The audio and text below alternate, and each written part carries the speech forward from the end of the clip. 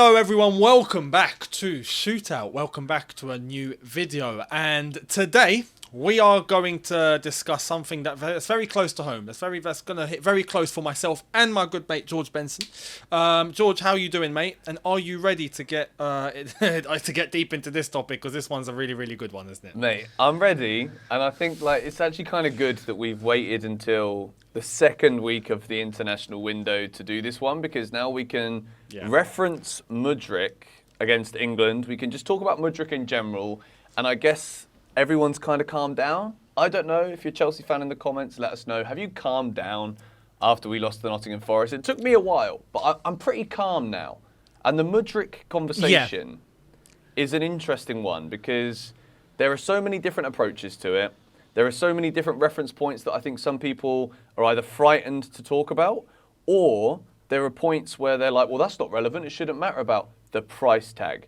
But I want to first of all caveat Mudryk with this price tag thing, because I think no matter what happens when it comes to Chelsea fans in the way that we look at Mudryk, the price of a player absolutely impacts the way that we look at that player when it comes to performance, when it comes to whether or not we think the club have spent money well or bad. It's not our money, why do you care? But of course we care, because is Chelsea's purchase of Mudryk actually something that was planned, necessary? Has Mudryk just walked into something here where he's getting scrutinised for the way that he's playing or the way he just isn't playing at all, and it was never his fault in the first place? Is it just a coincidence that none of the managers have been picking him at Chelsea since he arrived? What do you think? This is the thing. When it comes to the price tag, I think there's two things. One is, the player can't choose how much he's going to be bought for, right? So that's out of his control. The second point is actually with this transfer fee, I feel like there is a misjudgment in terms of how much Chelsea bought him for. There's the whole 88 million and whatnot. The initial fee was around £66 million, and the rest are add-ons that apparently are quite difficult to hit. So in terms of the fixed fee that's been paid out or will be paid out across the amount of years on his contract, it's 66 million. So when you look at that, it's maybe not the worst thing in the world, right? However, the player still needs to perform. And this is why we're having this debate, because we're probably worried. Some people are making excuses. Some people are not making excuses. Some people are willing to give time. Some people are writing him off completely. So we're going to debate all of this. And in terms of the way that he's actually been playing, you've referenced it nicely. We get to see him and how he's done in a Chelsea shirt and also in a Ukraine shirt against England just a couple of days ago. But in terms of the way that he's been performing, there is a thing that you've just focused on there in terms of managers not picking him. Is it deserved? Is it maybe a case of, he should be getting picked so he can build consistency? Or does he not deserve to play because of the same form that he's shown in games maybe he's showing in training? And then the manager's just going, I'm not going to pick him. So there's loads of things to debate on. Personally, I'm going to be honest, I don't like where it's going. I don't like where it's heading in terms of his performances. They've been very underwhelming, and I feel like we should, on a basic level, be seeing more from a player like Mudryk at his level. I just think that's where we should be at the moment. I do agree, but then do you not think potentially that the fact that he is getting such little amount of time to influence a game, like sometimes you can bring a player on for 5 minutes and he'll score you 2 goals because he's that guy. And I think with Mudryk at the minute, there's so little time for him to influence the game, but we're still judging him because we want him to be that guy. We think he can be that guy. We saw a 20-minute cameo at Anfield, which showed that he could be that guy. He is not that guy right now, which is why Pochettino isn't playing him. But I also think overall, we can't not discuss the impact that the current situation in Ukraine will have on a player who has become, because of the price tag, because he plays at Chelsea, Mykhailo Mudryk has kind of become like a young face of hope for a nation that are going through a horrifying time right now. And when you look at how he does talk about the situation in Ukraine on his social media, you then add into the fact that also on his social media, a player who spends a lot of time on social media. He's in the gym all the time, which again is, for a lot of people, a coping mechanism for hardship. But in his case, it's been a big part of the building of who he is physically to become the player that he is today. Now, Chelsea have apparently stepped in here and said, well, you've got to stop doing some of this weight training. And then when you look at Mudryk when he's on the field at the minute and he looks so lost, I think in his defence here, there's a lot of different things that are coming at him from different angles within different elements and aspects of his life, where actually, to be that young, to have this much potential weight on your shoulders, maybe right now he just cannot perform to the De Zerbi, could be a Ballon d'Or winner expectations of the past. And Chelsea, because we did spend 62 million on him, because we're so excited about him, we've just got to accept that right now we've got a player who is actually within himself in a bit of a tumultuous, if that's even the right word, I think it is, period of his life. So is he going to be able to perform? No. Yeah, he's had the whole thing in terms of being in the gym, and Chelsea have now stepped in to tell him that he's maybe doing too much and all of that. I feel like there could be a missed expectation in terms of what people expect him to actually do and actually be right now. If the expectation was lower, I feel like maybe he would be getting away with a lot more right now in terms of how off form he looks. In terms of what's affecting him in his personal life, look, there is that, and that has to be taken into context. But I do want to say this. With the situation that's going on in Ukraine and everything there, that's obviously going to affect all Ukrainians, right? And I feel like everyone can cope with it differently. You mentioned that going into the gym might be a case of his coping mechanism. But I do want to also use that example of if someone is able to get themselves up for a situation like that, if it's constantly on your mind, you're able to get yourself up and going to train by yourself. You've got that strength to be able to do that for yourself. It should be, I would say, easier to be able to go into training with your teammates, for example, show up on a match day and just think about football. If you're able to pull yourself on your own devices, your own discipline into the gym to train and give all that by yourself, you should have that ability to go out and play, right? I look at Zinchenko as an example, who's Ukrainian, and we look at his example when the whole thing was kicking off, and you could see that he was playing basically with tears on his face, but he was pulling through, and you can see his performances are to this day outstanding. And it's amazing how someone who is able to be affected by a situation like that is still able to claw himself and perform in the way that he's performing for Man City prior and for Arsenal now. That's an example that I feel like we should hopefully see Mudryk be able to mould himself into, because it's all mentality. That's where, look, in terms of his performances and the way that Pochettino is not selecting him, there's two sides to this story, I believe. I think there's one where he should be getting more minutes, because look, if you're going to get more minutes, that's where we'll be able to judge you more. We'll be able to see exactly what you're made of. You get more opportunity, more chance to be able to build some consistency. If we're not at Chelsea training here, so we don't actually know, but if he is putting in similar performances in training to what he is doing on a match day, I can also understand why Poch is not selecting him on a match day. Because would you?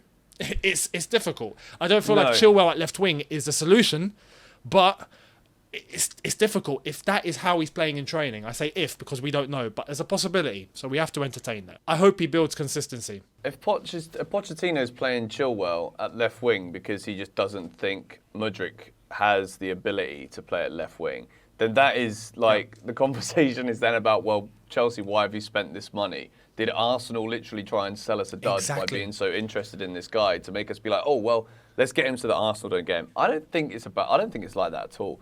I don't think Mudryk is that I hope not talented. I don't even want to say bad of a footballer, because how do you classify someone as being a bad footballer?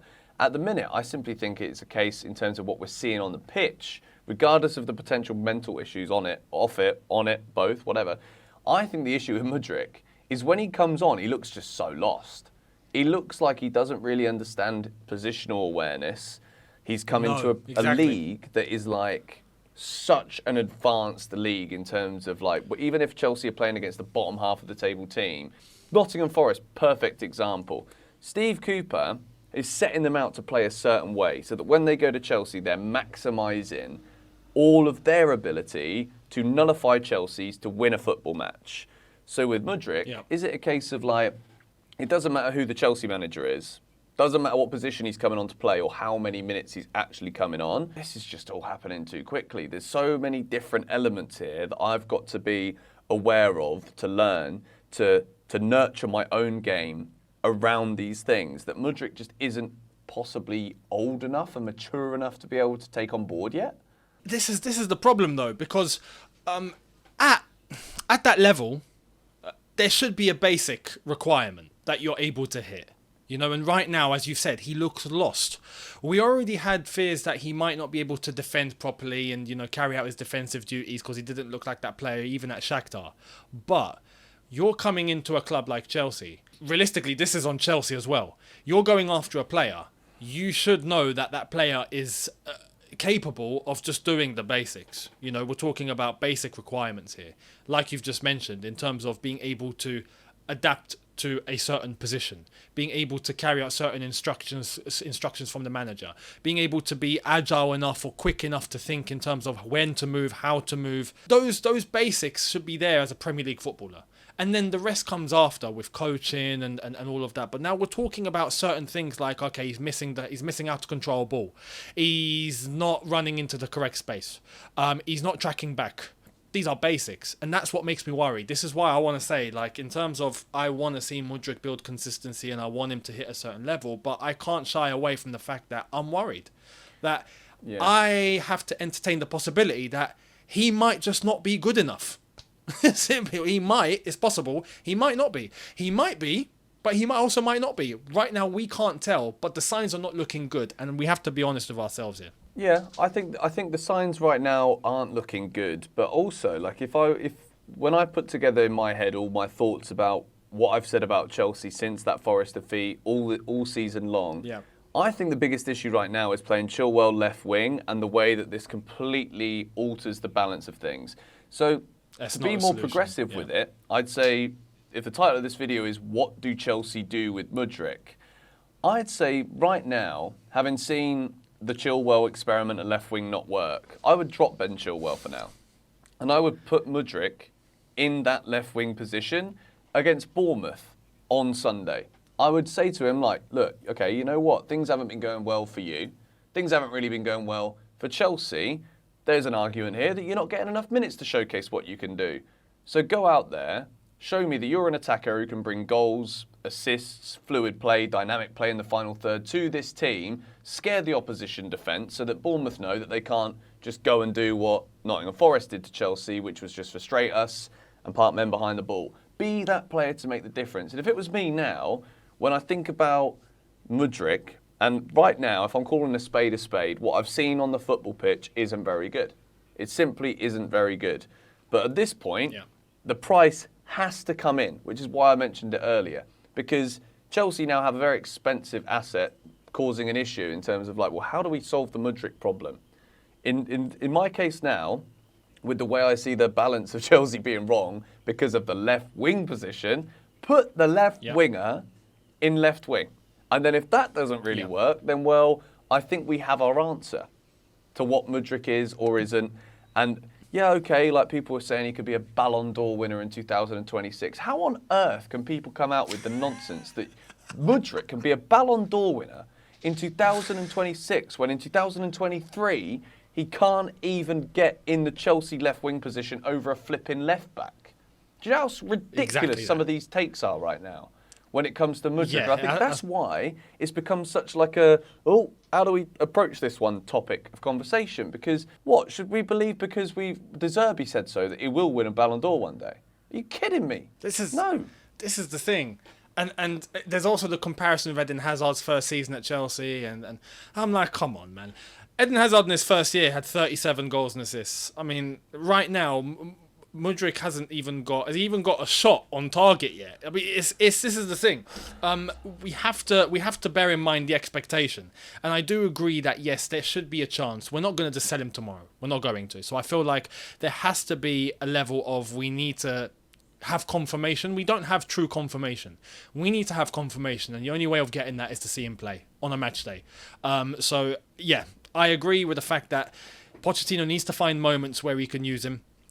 Even start with him, but he also needs to be bold enough to know that if it's not working, then the change has to come. And Mudryk needs to know that the threat is there, so then hopefully he can get pressurised into being able to go out and do what he needs to do. I do feel like that confirmation will come eventually, whether he is actually good enough or whether he's not good enough. But that comes with minutes, and I agree, that needs to be done.